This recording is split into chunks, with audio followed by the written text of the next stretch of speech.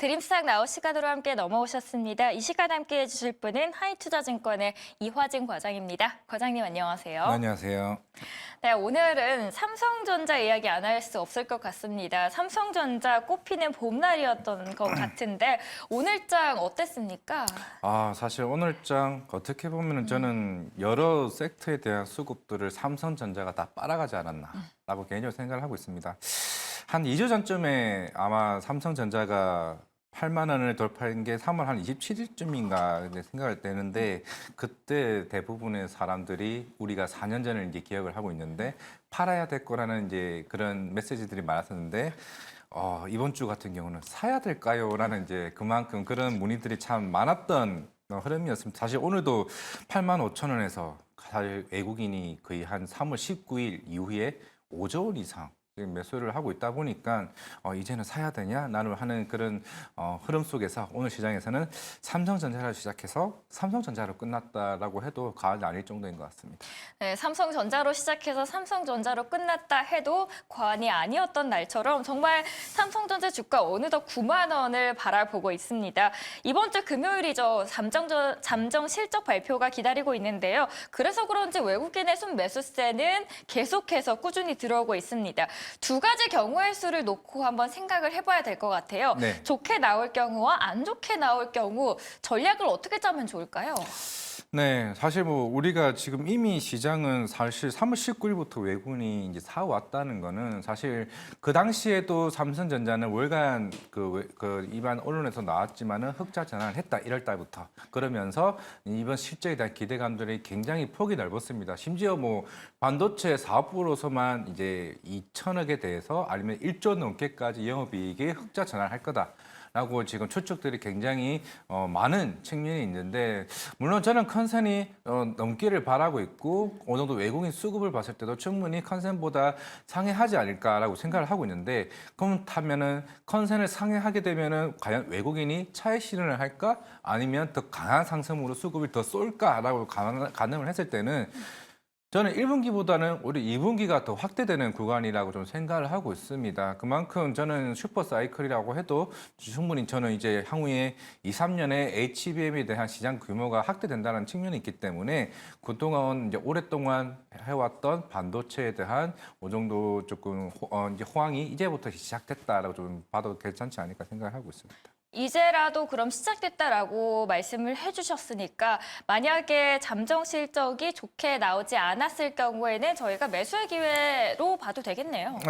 그때 뭐 외국인 수급도 중요하겠지만은 마이 컨센보다 안 좋게 나오면은 충분히 그 외국인이 돌릴 수는 있습니다. 그동안 좀 주가를 근데 이게 주가를 올려왔던 게 사실 실적도 실적인데 이게 결국에는 GTC 2024가 3월 한 18쯤에 열렸죠. 결국에는 제순환 그 친필 사인이 얘기가 나왔던 그 시점부터 강하게 드라이브를 걸기를 했습니다. 결국에는 향후에 한 9월쯤부터 이제 엔비디아의 이제 HBM3 12단 반도체를 독점 공급한다라는 이제 그 이슈가 나오면서 이제 시장에서는 조금 이제 긍정적으로 이제 바라왔던 거고, 결국에는 컨센이 그보다 올해 1분기가 안 좋다라고 가늠을 했을 때는 충분히 차익실현 물량은 좀 나을 수 있다라고 가늠을 할 수는 있겠지만은, 결국에는 시장은 2분기, 3분기에 더 한 단계 아웃퍼폼을 할 수 있다는 측면이 있기 때문에 저는 개인적으로 사실 물론 뱅크 오브 아메리카나 여러 지금 글로벌 빅테크, 글로벌 IB 업체들이나 우리나라 이제 국내 리포터에서도 10만 원 이상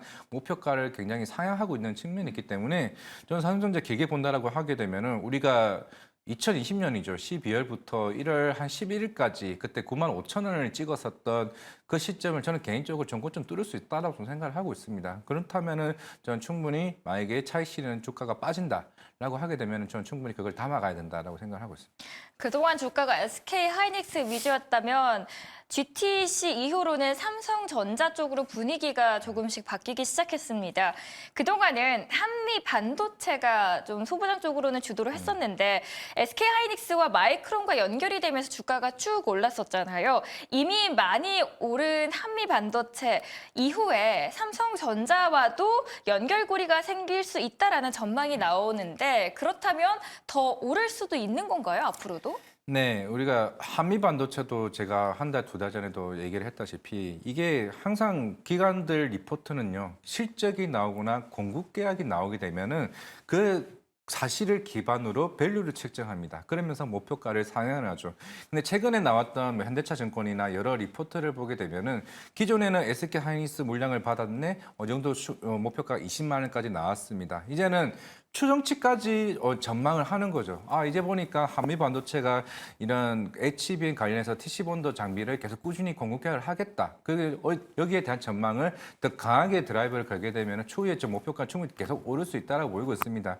이미 마이크론도 이제 2분기 때부터 HB3를 이제 본격적으로 양산을 하게 될 거고, 아마 삼성전자는 뭐 콘크리트도 얘기하겠지만은 아마 올해 한 3분기 때부터 이제 3를 뭐 생산을 하지 않을까 생각을 하고 있습니다. 이미 작년에 이제 시향산 테스트를 통해서 샘플을 이미 공급을 해왔고, 엔비디아에서도 충분히 어느 정도 가지고 있는 상황이기 때문에 이미 엔비디아는 하이닉스 쪽에 내년까지 어느 정도 물량을 어느 정도 충분히 확보해 놓은 상황이기 때문에, 물론 이게 단순하게 HBM3뿐만 아니라 이 향후에 그런 관련된 뭐 12단 반도체나 이게 한 단계 업그레이드한 반도체에 대한 얘기도 좀 충분히 증설에 대한 이슈가 있다라고 좀 보이고 있기 때문에, 그 한미 반도체는 저는 계속 꾸준히 대장주로서의 면모를 충분히 보일 수 있다라고 생각을 하고 있고, 그리고 만약에 한미 반도체가 삼성전자 향을 어떻게 보냐라고 가늠을 했을 때는, 삼성전자는 최근에 물론 계속 부인을 하고 있는 상황이지만은 NCF 필름에서 NUF 이제 소재를 도입한다라고 가늠을 했을 때는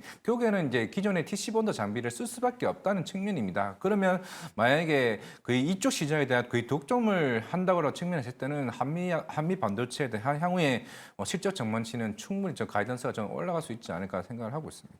네, 달리는 말 계속해서 올라타도 된다라고 이야기를 남겨주셨습니다. 그런데 삼성전자가 감산한다라고 하면서 그동안 장비주가 좀 안 좋았었는데, 뭐 원익 IPS, 동진 세미캠 보니까 조금씩 움직이기 시작했거든요. 네. 그렇다면은 이쪽으로도 저희가 이제는 좀 눈을 돌려도 될까요?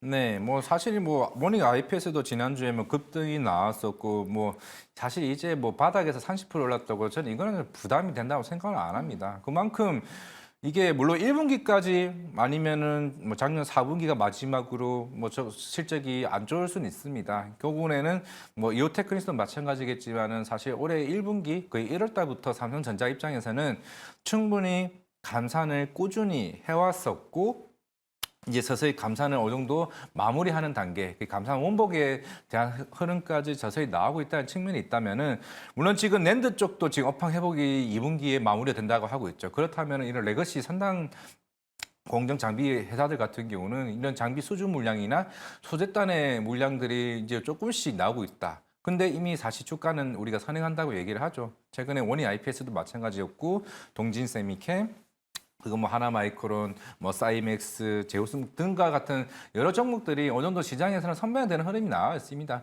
결국에는 이미 삼성전자에서는 개인적으로 주문을 던졌을 거고, 이미 양산에 들어갔을 것으로 보이기 때문에 이게 결국 나중에 사실 실적으로 지켜서 그때 보면은 이미 늦었습니다. 그때 주가는 이미 반영하는 흐름이기 때문에 우리는 이미 삼성전자가 어떻게 향후의 방향성을 잡아가느냐라고 가늠을 했을 때는 충분히 이쪽에 대한 밸류 체인은 크게 전 주목을 받아야 된다고 생각을 하고 있습니다. 네.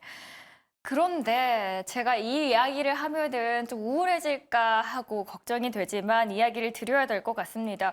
저희가 들어오기 전에 블룸버그에서 기사 하나가 나왔더라고요. 미국이 한국에 대해서도 미국과 유사한 대중 반도체 기술 수출 제한을 요구하고 있다라는 기사입니다. 내일 그래서 삼성전자 그리고 한국의 반도체 전반적인 밸류 체인에도 영향을 줄 것 같아서 걱정이거든요. 과장님 어떻게 보시나요? 내일 일장. 결국에는 이거를 이제 우리가 외국인이 방향성이 정말 중요하겠지만은, 물론 이게 기존에도 3월 달에도 계속 꾸준히 정상회담이나 이런 데서 이제 계속 얘기는 계속 오가고 있다고 얘기는 하고 있습니다. 외교부나 이쪽에서도. 그러면 이게 6월 달까지 해신을 좀 줘야 되는 측면이 있는데, 물론 독일의 이제 슐리 총리 같은 경우도 아직까지는 답변을 하고 있지는 않습니다. 왜냐면은 우리가 1월 달, 2월 달, 3월 달 이 무역 수지에 대해서 반도체 수출액이 굉장히 좋았었고, 사실 이번 3월 달 같은 경우는 사실 반도체만 좋았습니다. 나머지는 섹터 같은 경우는 오히려 안 수출이 생각보다 줄었기 때문에 반도체가 견인을 했는데, 사실 이거 우리나라 입장에서 중국을 포기할 수 있을까요? 그만큼 우리는 대중 그 무역에서 반도체가 차지하는 비중이 거의 50% 이상인 상황에서 이게 결국에는 에이, 애국 입장에서는 아니야. 삼성전자는 실적과 향후의 HBM 시장이야. 미국이 아무리 그렇게 한들 우리는 중국과의 관계를 끊을 수 없어라는 측면이라면은 외국인은 좀 강하게 거기에 올라갈 거고 아니면은 생각보다 이게 심각한데라고 가늠을 했을 때는 외국인이 내일 조금 기존의 5조에 대한 물량에서 1조에 대한 매도가 이상이 나온다라고 하게 되면은 이거는 조금 당분간 쉬어갈 수 있는 측면이 아닌가 생각을 하고 있지만은 저는 전자로 외국인이 오히려 좀 더 그냥 그거에 대한 부분은 우리가 뭐 미중 갈등에 대한 이슈는 뭐 원데이 투데이도 아니고 계속 저는 꾸준히 이거는 큰 의미는 없다. 시장이 커지는 것에 주목하자라고 좀 봐야 되지 않을까 생각을 하고 있습니다. 네. 내일은 그래도 크게 걱정할 일이 아니었으면 좋겠습니다. 오늘 삼성전자를 끌어올린 마이크론 얘기를 저희가 그래서 안 할 수 없을 것 같아요. 어제 저희가 클로징 하면서 말씀을 드렸던 이야기도 합니다. 개장하고 이제 미국의 투자은행에서 마이크론의 목표 주가를 엄청 끌어올리기 시작했다라고 이야기를 전해드렸습니다. 그래서 오늘 우리 반도체 좋았던 거기도 한데 그렇게 생각을 해보면 HBM의 시장이 확실히 커지고 그 시장의 파이 자체가 더 커진다고 봤을 때는 앞으로의 반도체 정말 무궁무진하다고 봐도 될 것 같아요. 네, 맞습니다. 마이크로소프트가 최근 오픈 AI와 같이 이제 향후에 AI 데이터 센터를 135조를 이제 향후에 증설을 한다는 부분도 있었고 이게 결국에는 테슬라도 마찬가지고 뭐 애플도 마찬가지겠고 지금 AMD도 이제 이미 AI 자체 개발 칩을 이제 개발한다 얘기가 나오고는 있긴 하겠지만은 결국 이 시장이 점차적으로 좀 커진다고 좀 봐야 될 것으로 보이고 있습니다. 이게 이거와 좀 살짝 좀 벗어나는 얘기겠지만은 최근에 혹시나 보셨는지 모르겠지만 트위터에서 김영석 작곡가님이 그런 얘기를 했죠. 그 작곡가 공모를 받았는데 심사를 했는데 1등한 작품을 봤는데 너무 좋다는 겁니다. 근데 알고 봤더니 그게 AI가 만든 텍스트로 쳐서 만든 그 곡이 너무 좋았다는 거죠. 그러면서 자기 직장을 잃을 수도 있겠다라는 얘기를 했던 만큼 저는 이 AI 시장이 점차적으로 커지는 것에 주목을 해볼 필요가 있다고 생각을 하고 있습니다. 이게 단순하게 AI가 이게 여러 분야에 적용을 한다라고 하게 되면은 이게 과연 SK하이닉스와 삼성전자의 향후에 방향성은 어떻게 될까요? 결국은 증설을 계속 꾸준히 하면서 이 물량들을 소화해 내려고 할 겁니다. 최근에도 이제 여러 HBM 전문가들을 영입한다는 이슈가 나왔고, 실제 삼성전자에서도 HBM 전담팀까지 만든다는 얘기가 나왔다는 거는 향후 이 시장이 커지는 거고, 마이크론이 이번 실적 때 우리 HBM 실적이 반영됐어가 아니라 이제 이 시장이 너무너무 커지는 시장이기 때문에 물론 오늘 삼성전자가 시총이 500조가 넘었죠. 결국에는 이 시장이 삼성전자가 더 크게 갈 수 있는 이제 시작 초입 단계라고 좀 생각을 하고 있습니다. 그건 온디바이스 AI도 마찬가지고 SK하이닉스도 마찬가지고 결국에는 그만큼 가격이 커지고 그만큼 기존에 있는 반도체보다 마진도 더 커지는 측면이라면은 이제 실적 자체가 더 커지는 파이가 더 커지는 시장에 이제 들어왔다라고 좀 생각하면 되지 않을까 생각을 하고 있습니다. 마이크론의 실적이 좋았다고 해서 그러면 SK하이닉스랑 삼성전자에게 피해가 가는 거 아니야 걱정하기보다는 그냥 HBM이라는 시장 자체의 파이가 더 커진다라고 보시면 될 것 같습니다. 잘 나가고 있는 반도체 관련주 안에서 토픽 어디로 꼽으십니까? 이제 삼성전자 밸류체인 쪽으로 이제 보이고 있는데 제우스도 있겠고 동진 세미캠, 이오테크닉스 있는데 저는 이제 개인적으로는 사실 이오테크닉스에 조금 기대를 더 가지고 있습니다. 물론 TSMC 쪽에도 납품을 하고 있지만은 1월 달에 힌트를 줬습니다. 삼성전자와 협약을 맺었던 게 레이저 어닐링 장비에 대해서 향후 HBM 관련해서 스텔스 다이신 장비나 여기에 수준 모멘텀이 좀 더 본격화될 수 있다는 거죠. 기존에는 사실 일본의 디스코 회사가 독점을 해왔습니다. 그렇다는 거는 이 시장에서 10%, 20%만 점유율을 늘려간다고만 해도 그만큼 이제 이 회사에 대한 밸류가 향후 좀 기대감이 더 커질 수 있지 않나. 기존에는 사실 디램 쪽에 대한 익스포저가 큰 게 이오테크닉스였는데 결국에는 삼성전자의 향에 대한 기대감이 지금 시장에서는 더 무르익고 있는 상황이라면은 이오테크닉스에 대한 레이저 어닝 장비 조금 주목해보자 생각하고 있습니다. 네. 이오테크닉스 말씀을 해주셨습니다. 소재와 장비를 고민할 때는 어디를 조금 더 중점을 둬야 될까요? 이게 원래 한 올해 1월 달, 작년 한 12월 달에 얘기가 나왔다는 거는 최근에 많은 애널리스트 분들이 그런 고민을 해왔습니다. 삼성전자든 SK하이닉스든 감상 혼복을 하게 되면 장비를 늘릴까 소재를 늘릴까? 처음에는 장비는 재활용하면 되는 거고 소재는 계속 이게 회전율을 돌려야 되기 때문에 소재단에 대한 그 기대감이 더 크다라고 했을 때는 그런 측면이 많았었는데 사실 그거에 대한 우려는 제가 볼 때는 큰 차이는 없다고 생각을 하고 있고 저는 장비도 충분히 수준 모니터는 더 커질 수 있다는 것에 좀 주목을 해볼 필요가 있지 않나라고 봤을 때 크게 이제 소부장 단에서는 야, 이 두 개 굳이 따지지 말자. 뭐 솔브레이든 동질스 미킴이든 결국에는 장비 주도도 이번에는 HBM 관련해서는 모멘텀이 더 커질 수 있다는 측면에서 똑같이 보자 말씀을 드리겠습니다. 네, 그래서 오늘의 탑픽주로는 이오테크닉스 말씀을 해주셨습니다. 올해 기록적인 주가 상승률을 나타냈던 제약바이오, 오늘 반도체는 물론 웃긴 했지만 제약바이오 가지신 분들은 많이 우르셨을 것 같습니다. 어제까지만 해도 AACR 하면서 바이오 사야 된다 많은 전문가들이 하셨거든요. 그런데 이제 금리에 대한 이슈로 인해서 오늘장에서는 급락을 했습니다. 바이오 갖고 계신 분들은 어떻게 해야 될까요?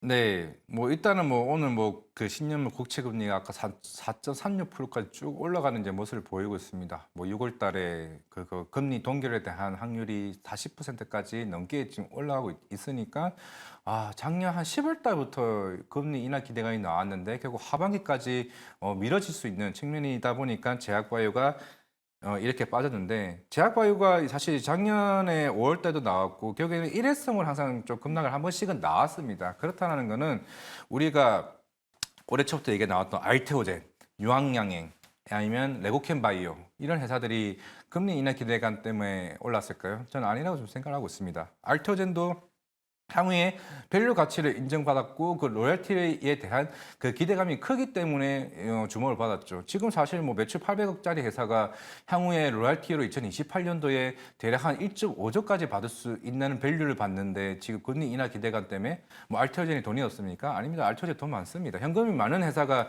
자금 조달의 이슈에 대한 이 우려로 인해서 주가가 빠진다. 저는 오히려 기회라고 좀 생각을 하고 있고 유황야행과 오스코텍 같은 경우는 만약에 뭐 8월 달이긴 하겠지만은 6월로 조금 조기 FDA 승인된다. 그럼 올해 4분기에 우리나라 최초로 빅파마 회사에게 로열티를 받는 회사가 나옵니다. 그만큼 1,000억 이상에 대한 로열티를 받는 회사가 나오는데 이 과연 금리 인하 우려로 인해서 주가가 빠진다? 저는 이건 무조건 기회라고 좀 생각을 하고 있고 근데 절대 제약바이오는 단타에 대한 흐름으로 조금 매매해서는 저는 안 된다고 생각을 하고 있습니다. 저도 알테오젠을 4년 전에 갔다 왔고 2년 전에 한 번 갔다 왔고 엘비에 바이오도 지난주에 갔다 왔고 2년 전에 계속 꾸준히 업데이트 되면서 이 종목에 대해서 길게 바라보고 있고 임상 데이터가 항상 매번 업데이트가 어떻게 되어가고 있는지 체크를 하면서 이게 주가를 보기 때문에 반도체, 뭐 다른 뭐 자동차 이런 섹터와는 접근 방법이 좀 달라야 된다고 좀 생각을 하고 있습니다. 삼천당 제약 예전 2017년부터 계속 얘기가 나왔던 회사입니다. 뭐 아일리아 관련해서도 결국에는 유럽 계약이 나왔고 향후에 뭐 SPS 관련 플랫폼도 계속 기대가 되는 것만큼 결국에는 이제는 우리나라 제약바이오 회사들은 그만큼 기대치가 있는 측면이기 때문에 절대 금리 인하에 대한 이슈로 인해서 빠졌다라는 거는 결국에는 언젠가 다시 올라가는 종목이라고 생각을 하고 있습니다. 이런 빠진 이유가 만약에 이런 개별적 이슈가 망가졌다, 뭐 임상 실험이 부서졌다, 뭐 이런 측면이라면은 사실 이게 상승의 흐름이 꺾일 수는 있다고 생각을 하고 있는데 그게 아니라면은 저는 이런 강하게 한번 빠졌다는 측면에서는 충분히 다시 한 번 더 반등의 의지가 있다라고 좀 생각을 하고 있습니다. 자, 그러면 6월까지 바이오 관련된 이벤트와 스케줄이 쭉 있습니다. 이벤트는 많은데 주가는 또 다른 거라서 전략을 어떻게 가져가면 될까요? 뭐 사실 뭐 오늘 많은 기관 분들과 또 얘기를 해봤고 AC에 관련 전후로 인해서 차익실은 나올 수는 충분히 있습니다. 항상 늘 그래왔고 근데 이번에 기술 이전, 뭐 전임상이나 동물 실험에 대한 효과들을 발표를 하는 측면이 있기 때문에 예전과는 다릅니다. 예전에 이 전임상 했던 동물 실험 했던 애들이 나중에 이상 가서 삼상 가서 기술 이전 효과 애들이 레오켄 바이오 이런 측면이 있었고 그건 ABL 발도 마찬가지고 너네 생각보다 임상 파이프라인이 괜찮네. 그럼 이번에 발표하는 새로운 이 파이프라인 한번 보자. 그러면 우리가 미리 너네 거 기술 이전 할 수도 있다는 저는 생각을 하고 있습니다. 그러면서 좀 빅파마에 대한 우리나라 K바이오에 대한 관심도가 좀 높다라고 생각을 하고 있고 기술 이전이 나온다라고 하게 되면은 생각보다 차익 실현 물량이 저는 안 나올 수 있고 이걸 지지한다는 측면이 있고 그러면 우리가 6월 달 물론 5월 말이겠죠. 5월 말에 그게 아스코까지 이게 연결이 이어진다라고 하게 되면은 물론 5월 달에는 HLB 리보세난이 또 있을 거고 만약에 물론 아까 제가 8월이라고 얘기는 했지만은 아스트라제네카가 이미 2개월 조기 승인이 떨어졌다라고 가늠했을 때 저는 유한양행도 충분히 6월 달에 FDA 승인이 나온다라고 하게 되면은 전체적인 우리나라 제약바이오 회사들이 작년과는 다른 모습을 좀 보일 수 있다라고 생각을 하고 있습니다. 물론 이게 빠졌다고 물론 굉장히 데미지가 크신 분도 굉장히 있다라고 생각을 하고 있지만은 저는 충분히 기회는 온다 생각하고 있습니다. 기회는 온다라고 이야기를 하셨습니다. 그 기회를 잡을 수 있는 몇 가지 기업들 소개를 해주시죠. 네. 이거를 확실히 제약바이오는요. 물론 오늘 강스텐바이오 같은 상한가 가는 종목도 좋기는 하겠지만은 지금 시장에서는 이제 우리나라 제약바이오 업체들도 현금성이 풍부한 회사들이 굉장히 많습니다. 실적으로 말해줄 수 있는 회사들, 뭐 SK 바이오팜도 있겠지만은 제가 지금 주목하고 있는 회사들은 유황양행, 레오캠바이오, ABL 바이오, 그리고 가장 중요한 뭐 세트리온도 뭐 올해 뭐 스텔라라 관련 바이오 시미를 있겠지만은 동아이스트까지 대다수의 이런 큰 회사들 같은 경우는 충분히 성과가 나올 수 있는 회사들이라고 좀 보고 있기 때문에 이번 ACR뿐만 아니라 올해 에스모까지 10월쯤에 열리는 이것까지 충분히 챙겨본다라고 하게 되면은 전 대형 사고 한번 칠 수도 있다. 물론 긍정적으로 이쪽에서 좀 기대를 해보면 되지 않을까 생각하고 있습니다. 개별 종목 중에서는 삼천당 제약 여쭤보고 싶은데요. 네. 며칠 전까지만 해도 상한가를 찍었는데 그러던 기업이 갑자기 며칠 뒤에 17%나 빠집니다. 여전히 모멘텀은 동일하게 갖고 있고요. 개별적인 악재도 없는 상황에서 이렇게나 두 자릿수나 빠졌는데 어떻게 대응을 하면 좋을까요? 삼천단 제약은 정말 제가 이거를 진짜 한 7년, 8년 정도 이제 팔로우를 했던 기업이었고, 참 재밌네요. 이게 신용 비율이 지난주에 7%인데 지금 6%까지 줄었습니다. 이게 삼천단 제약이 다른 제약 바이오 업체들과의 좀 차이점이 뭐냐면은 레버리지 비율이 많다는 거. 예전에 삼천단 제약이 신용 비율이 12%까지 올라갔습니다. 그만큼 이 회사의 기대치도 많겠지만은 빠질 때 다른 바이오 업체들보다 더 많이 빠지는 게 그겁니다. 신용 비율이 많다는 거는 이게 크게 빠졌을 때 그 레버리지 인해서 신용 담보 부족이 생길 수가 있기 때문에 그만큼 물량이 많이 나올 수 있다는 측면에서는 조금은 다른 제약 바이오와 좀 색깔을 다르게 봐야 되는데, 하지만은 이게 그동안 해왔던 9개국과의 독점 계약 이슈도 있었고, 물론 향후에 미국 계약이 나올 수도 있는 거고, 향후에 에스프레스의 플랫폼에 대한 가치도 계속 꾸준히 증명이 될 것으로 보이고 있는데, 최근에 경구용 치료제 관련 미국 쪽에 관련 계약도 서서히 나오고는 있습니다. 이게 또 결국 밸류죠. 유럽 9개국에 대한 독점 공급 계약, 이게 10년치 제품이 출시되고 나서 10년 동안 매출의 55%를 가져가는 겁니다. 그럼 우리는 향후에 이쪽 시장이 커졌을 때 그 밸류를 땡겨볼 수 있는 측면이 있기 때문에 밸류를 인정받을 수 있는 바이오 회사들이 하나 둘씩 나오고 있다는, 그게 알테오젠이고 삼천당 제약이고 유황양이라고 보고 있기 때문에 이건 빠졌을 때 이건 레버리지 비율에 따라서 좀 차이가 날 수 있긴 하겠지만은 충분히 빠졌을 때도 저는 삼천당 제약은 공포에 사야 된다라고 생각을 하고 있습니다. 네, 삼천당 제약에 대한 전망까지 저희 들어봤습니다. 다음으로는 조선주입니다. 최근에 많이 빠진 조선, 지금의 반등을 매수의 기회로 보시나요? 네. 일단은 우리가 작년에 왜 조선주가 못 올랐냐라는 고민을 해봤을 때, 일단은 실적은 뭐 조선 3사들 작년에 뭐 분기 흑자 전환을 했습니다. 물론 올해 같은 경우는 전체 다 흑자 전환 가능성이 굉장히 높을 수밖에 없고, 그렇다라는 거는 작년 하반기에 왜 주가가 안 올랐냐면은 실적은 이 정도로 예상은 되는데 결국 수주가 모멘텀이 이게 우크라이나 사태로 인해서 LNG 운반선에 대한 수주가 쫙 많았다가 갑자기 쑥 줄어들었습니다. 그게 결국에는 중국 조선사의 수주가 대부분 다 뺏겼고, 그리고 인력 난해로 인해 가지고 인도 시점이 서서히 늘어지게 되는 거죠. 그러다 보니까 밸류가 조금씩 떨어졌었는데, 올해 상반기 때부터는 물론 정부에서도 강하게 외국인 노동자들에 대한 투입이 조금 더 충분히 완화적인 흐름이 나왔었고, 그러면 이제 향후에 좀 안정화 조치가 취해지게 되면서 이제부터는 4분기까지는 그동안 2, 3년 전에 저성가 물량들이 일부 다 해소됐습니다. 그러면 1분기 때부터는 이제 고성가에 대한 물량들이 매출로 이제 인식되는 부분이 있기 때문에 저는 이제 의시부터 2, 3년간은 이제 조선의 업황이 크게 전 호황이 된다라고 보이고 있고, 충분히 그런 매력도는 이제부터 시작이 되지 않을까 생각을 하고 있습니다. 네, 조선주 안에서는 어디 유망하게 보시나요? 일단 저는 하나오션이라 생각을 하고 있고, 물론 지금 중고성가 가격이 올라와 있는 건 대다수가 탱커선이나 벌크선 쪽입니다. 그렇죠. 기존에는 LNG선이 주목을 해왔다면은 선종이 다변화가 지금 이루어지고 있다는 측면이죠. 지금 하나오션 같은 경우는 물론 하나그룹이 이제 엔진까지 인수를 하게 되면서 엔진 쪽에 대한 시너지도 본격화되는 거고, 최근에 하나 에어스페이스가 굉장히 잘 나오고 있긴 하겠지만은 지금 이번 주총 때 하나오션이 얘기를 했던 게 북미 쪽에 지사를 설립하고 MRO 사업을 본격화하겠다라는 겁니다. 그만큼 선박 유지 사업에 대해서도 그만큼 이쪽에 대한 수입처가 굉장히 커지는 측면이 있고, 이제 올해 같은 경우는 잠수정 캐나다나 저기 폴란드 쪽에 그 60조, 70조짜리 수주 모멘텀이 있다라는 거라면은 이런 잠수정에 대한 특히 방산 쪽에 대한 기대감이 다른 사실 뭐 현대중공업 대비해서 조금 시너지 효과가 더 강한 게 나온다라고 하게 되면은 저는 하나오션이 만약 오른다면 더 강하게 오르지 않을까 생각을 하고 있습니다. 하나오션 최근에 오스탈 관련된 인수 제한건이 있었는데 이게 거절됐잖아요. 네. 이것을 호재로 해석해야 될지 아니면은 악재로 해석해야 될지에 대한 의견들이 있어서 과장님의 의견 궁금합니다. 사실 뭐 오늘 공시 이슈가 나왔다가 취소 통보를 받긴 했습니다만은 여기에서 우리가 힌트를 볼 수 있는 거는 하나그룹이 이쪽 방산 쪽을 더 강하게 키우겠구나 하는 거를 힌트를 얻을 수 있습니다. 과연 여기서 끝날까요? 제가 봤을 때는 다른 업체도 지금 하나그룹이 인수에 대한 M&A 이슈가 결국에 나올 수 있다는 측면이 있다라고 본다라면은 향후의 덩치성이 더 커진다라고 측면에 좀 주목해야 된다라고 하게 되면은 이제 하나에 대한 이 로드맵을 조금 눈여겨볼 수 있다라고 생각을 하고 있습니다. 네, 마지막으로 저희 테슬라 오늘 시작 전부터 이렇게 많이 빠졌는데 네. 왜 그런 건가요? 결국에는 우려했던 부분이 나왔죠. 물론 6%에서 마이너스 4%까지 조금은 축소하긴 했는데 일단은 컨센 자체가 한 45만 대 정도 나왔는데 한 38만 대로 약간 크게 인도량이 줄었습니다. 결국엔 중국 쪽에 대한 부진. 왜냐면은 3월 달 BYD만 30만 대 이상 팔렸습니다. 물론 작년 4분기 때부터 전 세계 글로벌 전기차 1위가 BYD가 올라선 만큼 그만큼 BYD도 잘 됐지만은 1분기 부진 여기서 끝날까요? 이 2분기 때는 샤오미 SU7과도 싸워야 됩니다. 그만큼 중국 시장이 이제는 테슬라도 마찬가지고 애플도 마찬가지고 북미 쪽 이 빅테크 회사들이 이제 만만치 않겠구나 하는 거를 사실 이게 오늘 하루로서 끝나는 게 아니라 향후 실적에도 영향을 좀 미칠 수 있다는 측면에서는 조금 눈여겨봐야 되지 않나라고 생각하고 있습니다.